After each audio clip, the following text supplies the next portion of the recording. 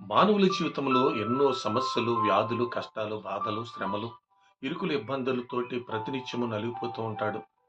మరి ఆ బాధల నుండి గాని, ఆ సమస్యల నుండి గాని, ఆ వ్యాధుల నుండి తొలగిపోవటానికి, తప్పించుకోవటానికి వైద్యం చేయించుకుంటాడు. భూత వైద్యులను కూడా కలుస్తూ ఉంటాడు. ఎన్నో రకాలుగా ఆ బాధ నుండి విడుదల పొందుకోవటానికి ఎన్నో ప్రయత్నాలు చేస్తూ ఉంటాడు మానవుడు. అయితే బైబిల్ గ్రంథము ఏం తెలియజేస్తుంది అనంటే, ఇటువంటి సమస్యలొచ్చినప్పుడు మనము ప్రార్థన అనేది ఆయుధముగా మలుచుకొని మనము ఆరాధిస్తున్నటువంటి దేవుణ్ణి ఆత్మతో సత్యముతో ఆరాధిస్తే తప్పకుండా వ్యాధుల నుండి, బాధల నుండి, కష్టాల నుండి, శ్రమల నుండి, ఇరుకుల నుండి విడిపిస్తాడని లేఖనాలు తెలియజేస్తూ ఉన్నాయి దేవుని బిడ్డలారా. అన్ని శక్తుల కంటే గొప్ప శక్తి ఏంటయ్యా అనంటే ప్రార్థనా శక్తి.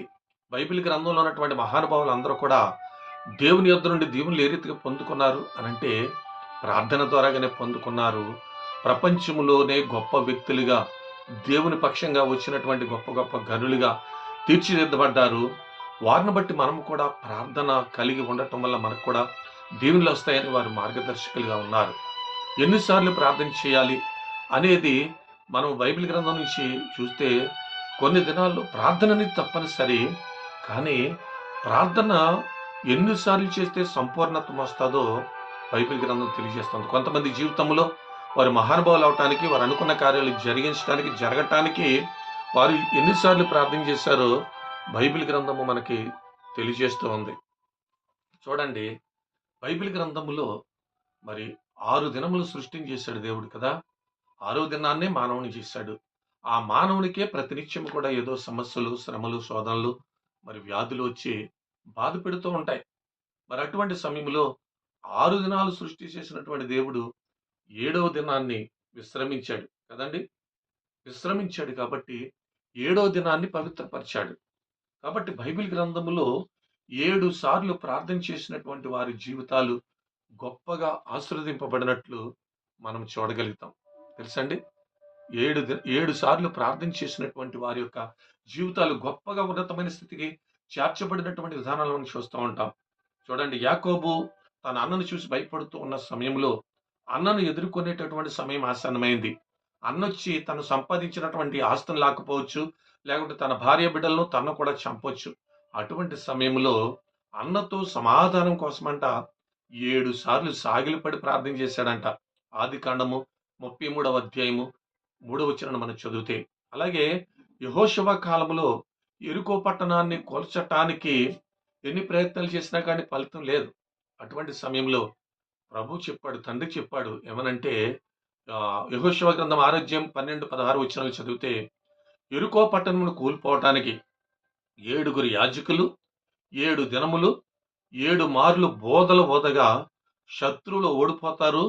ఆ పట్టణం మీద మీకు జయం కలుగుతుందని దేవుడు చెప్పాడు. 7 అనేటటువంటి సంఖ్యకు ఎంత గొప్ప విలువ ఉందో దేవుని బిడ్డలారా. అలాగే రాజుల 2వ గ్రంథం 5 అధ్యాయం 14 వచనంలో మనం చదివితే, నయోమాను కుష్టు పోవటానికి యొర్దాను నదిలో 7 సార్లు ములగమని ఆ యొక్క ఏలియా చెప్పినటువంటి మాటలు మనం చూడగలుగుతాం కదండీ!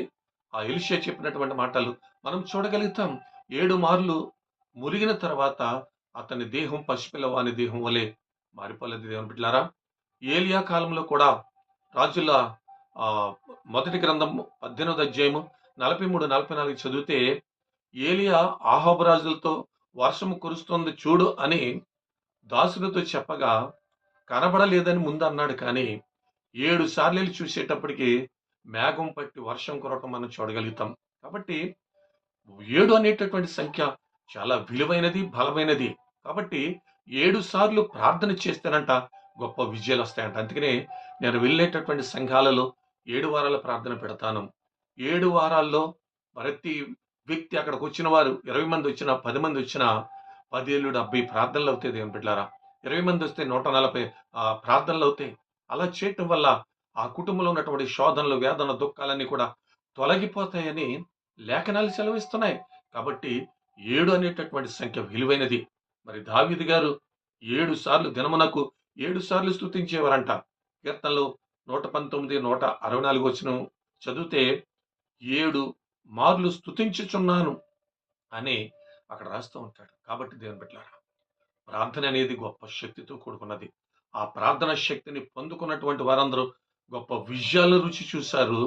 వారు గొప్ప దీవెనలు పొందుకున్నారు. కాబట్టి 7 అనేటువంటి సంఖ్యను ప్రభు ఆశీర్వదించాడు, దీవించాడు 7వ దినాన్ని. కాబట్టి 7 సంఖ్యకున్నటువంటి విలువను గమనించుకొని, రోజుకు కనీసం 7 సార్లైనా స్తుతించడానికి ప్రయత్నించి గొప్ప విజయాలు పొందుకుందాం. ప్రభు ఈ మాటల ద్వారా మనల్ని తృప్తిపరిచి, బలపరచునుగాక. సర్వశక్తివంతుడానికి స్తోత్రాలు. 7 అనేటటువంటి ఆయన సంఖ్య ఎంత విలువైనదో, 7 ప్రార్థనల వల్ల కుటుంబానికైతేనేమి, సంఘానికైతేనేమి, అయ్యా! మాకైతేనేమి ఎంత రక్షణ కలుగుతదో, స్వస్థత కలుగుతదో, మేలు కలుగుతదో నువ్వు తెలియజేసినందుకు స్తోత్రాలు. కాబట్టి విధేయత కలిగిన వారమై, ఈ రోజు కనీసం 7 సార్లే నిన్ను స్తుతించేటటువంటి భాగ్యాన్ని మాకు అనుగ్రహించి నడిపించుకుంటారని యేసు నామములో అడిగి వేడుకొనుచున్నాము తండ్రి. ఆమేన్. యేసయ్య రాకడ సమయమైనటువంటి యూట్యూబ్ ఛానల్‌ని సబ్స్క్రైబ్ చేసుకోనండి, లైక్ చేయండి, షేర్ చేయండి. ప్రభు మనల్నందరిని దీవించును గాక. ఆమేన్. ఆమేన్. వందనాలు.